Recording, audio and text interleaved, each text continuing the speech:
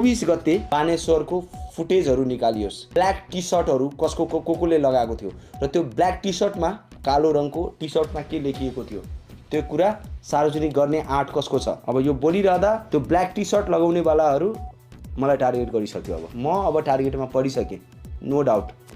दोस्रो कुरा तपाईँहरूलाई भन्छु, सबै ठाउँमा आगजनी भयो होइन। प्रहरीको चौकीहरू प्राय हामी नेपालीहरू बुझ्छौँ। ल मानौँ कुनै जिल्लामा के भयो, विराटनगरमा के भयो, कुनै घटना भयो भने धेरैमा के हुन्थ्यो, विराटनगरको प्रहरी चौकीमा तोडफोड हुन्थ्यो, ढुङ्गामुढा हुन्थ्यो, आन्दोलनहरूमा त्यही त हुन्थ्यो। तर 24 गते कहाँबाट सबभन्दा शक्तिशाली कहाँ छ, देशको मेरुदण्ड सुरक्षा निकाय, त्यसलाई टार्गेट गरियो। सबैभन्दा इम्पोर्टेन्ट फ्याक्ट कहाँबाट भयो भने ल 23 गते प्रहरीले गोली चलायो, त्यो गोलीबाट मृत्यु भयो, जेन्जी भाइ बहिनीहरूले गोली खाए, ताकी गोली हानियो। त्यो गोली हान्नेहरू को छन्, प्रहरी हुन सक्छन् कि अन्य मान्छेहरू हुन सक्छन्।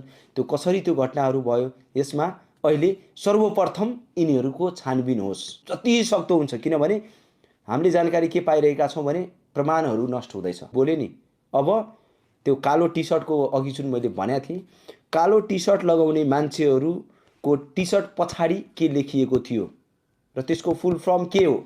अब यति भन्दा त सायद नेपाल प्रहरीले र अहिलेको सरकारले बुझिसके होला म के भन्न खोजिरहेको छु, कि त्यो पनि म खुलेरै भन्नु पर्यो। यदि मलाई मार्नै खोज्नु भएको छ भने मर्न म तयार छु।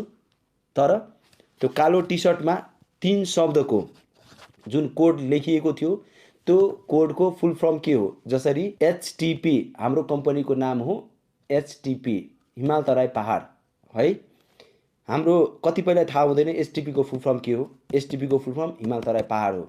त्यहाँनिर त्यो कालो टी सर्टमा 3वटा अक्षर लेखिएको छ। त्यो टी सर्ट कसले लगाएका थिए, तिनीहरू कहाँबाट परिचालित थिए र उनीहरूको भूमिका के थियो 24 गते। यो कुराहरू 23 गते र 24 गतेको फुटेजहरू विभिन्न ठाउँबाट निकालियोस्। सही के हो, सत्य के हो, सबैको अगाडि आइहाल्छ। देश अहिले सङ्कटमा छ, अन्तर्राष्ट्रिय शक्तिहरू पुरै सक्रिय